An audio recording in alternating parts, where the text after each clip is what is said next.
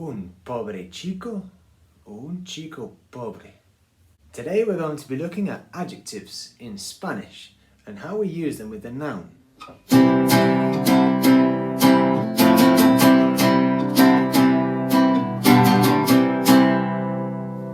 Here we have 5 adjectives.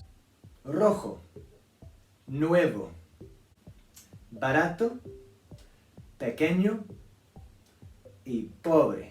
We're going to come to this one at the end. Now let's have a look at the first adjective, rojo.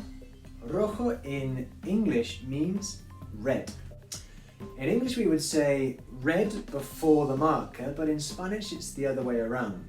So it would be a marker red if we translated it literally. So here, in order to say a red marker, because marker in Spanish is masculine, remember? Un rotulador rojo. And here you have it, a red marker. Un rotulador rojo. What about if we wanted to say a new book? A new book. Nuevo means new.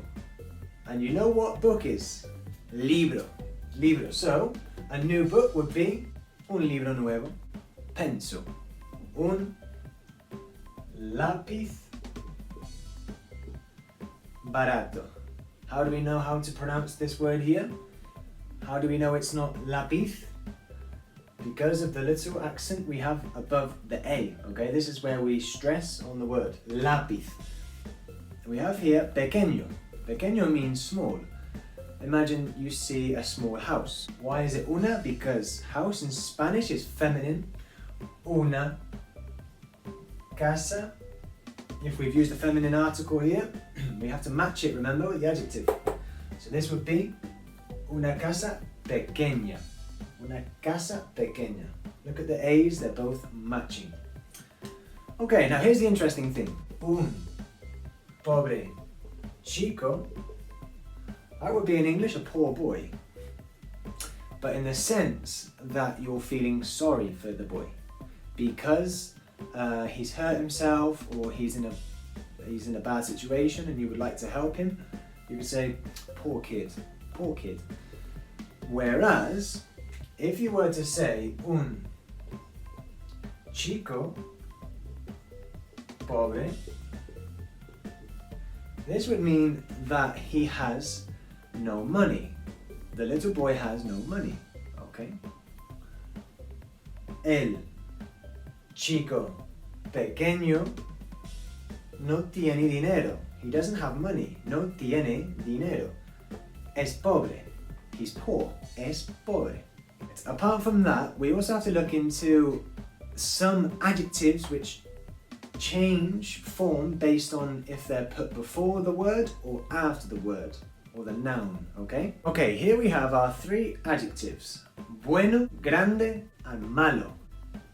Bueno, un hombre bueno, we could say in Spanish. A good man, or a man good, as it would be literally translated. Imagine we're talking now about a city, a big city.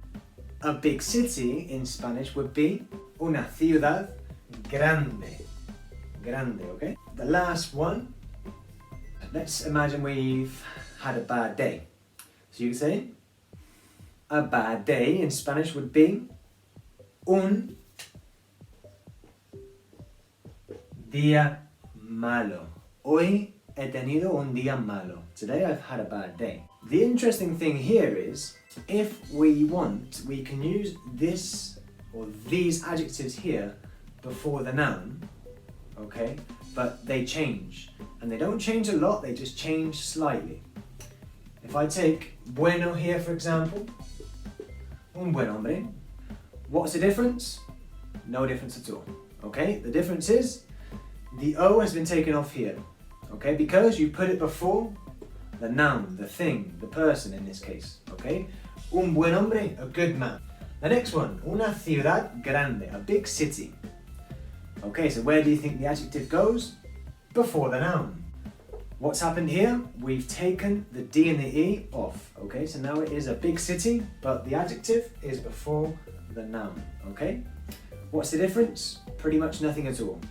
Maybe some people might say it's a bit more poetic, it sounds nicer, it has certain nuances, but it's really more or less the same, okay? It has the same use. And the last one, un día malo. I've had a bad day. He tenido un día malo, o he tenido un mal día. Okay, what's also useful to know is if we were to change the nouns to plural. Okay, now imagine we're talking about big cities in general. Okay, Europe has big cities. You could say, okay, grandes ciudades. Okay, in the plural form. All we've done here is add the S, add the ES. Okay, un mal día, let's change that to plural. Unfortunately, if you've had a few bad days on the trot, you could say malos días. You could also say días malos. Okay? Just change it around. That's all you have to do, just flip it around. And the last one, un buen hombre, buenos hombres. Okay, you've probably heard of the city in Argentina, Buenos Aires. That means good airs, essentially. Buenos Aires. You could also say aires buenos, but lo que pasa, the thing is that it's the name of the city and we can't change it, okay? It would be quite strange actually to say aires buenos. But Buenos Aires, a good example. You have here the adjective before the noun, okay? Okay, to finish, we're going to look at these 4 adjectives. If a person is happy, but he or she is generally a happy person, we would use in Spanish this verb, ser feliz. Sam is a really happy guy. I've never seen him have bad days before. So this guy in general is mostly happy, okay? He always has this smile on his face. Whereas estar, this would mean that this person is happy in the moment because of something. Imagine that you've just taken a really difficult exam and you passed it, although you weren't really expecting to pass it. So after the exam you could say, estoy muy feliz, estoy muy feliz, because I've passed the exam, okay? So here we have something which is usually permanent, okay? He's a happy person in general, but here, estar, we usually use this when it's the result of something, okay? The result of an action. The action was passing the exam or passing your driving tests or seeing a good friend that you've not seen in a long time. Estoy feliz.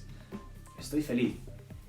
If I am tired because I've worked a lot today, I would say estoy cansado. Cansado, okay? Estoy cansado porque he trabajado mucho. I've worked a lot. He trabajado mucho. Estoy cansado. Okay, so this here is an adjective describing your state of being, really. If you're tired, you want to go to bed, estar cansado, okay? If you're a woman or a girl, it would be cansada, okay, with an A. Right, the next one, amable. Amable, this means nice or kind or friendly, okay? So a nice person. Es amable. And where does this verb come from? Ser. Comes from ser, okay? Because it's permanent. The person is a very decent person. The last one, inteligente. Inteligente means intelligent, if you hadn't already guessed. A person is generally considered to be an intelligent person, not just in one day or a week. Usually they are deemed an intelligent person. So this would be using the verb ser, okay? Not estoy. Imagine, now this is going to be interesting because we're changing this adjective but in a different way to this one, okay? This will be made into plural. Imagine there's a group of people, maybe people who work in NASA. They could be, or they are rather, intelligent people. So, son inteligentes. Don't forget the S because this is they are. They are intelligent. So that's all for today, guys. Before I do say my farewells, we're going to do a little exercise now to see how much you've been paying attention.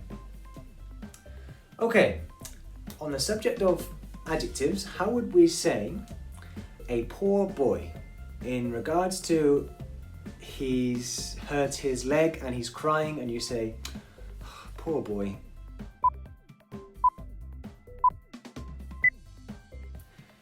Pobre chico. Very good. How would you say a big house in Spanish?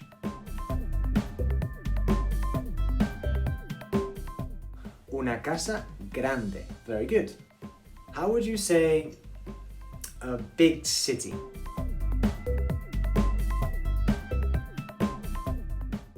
Una ciudad grande or una gran ciudad. How would you say he is tired or she is tired? Está cansado o cansada if it's a girl or a woman. And how would you say we are intelligent? Somos inteligentes. Very good. Good work today, guys. If you've made it to the end of the video, a big round of applause. Fantastic. This has been about adjectives and how to use them in relation to nouns. If you have any questions or if you have any recommendations for videos that you would like to see in the future, please let me know in the comment section below. Other than that, leave a like on the video, subscribe and share with your friends or family or whoever you think needs to learn some Spanish. Ciao for now.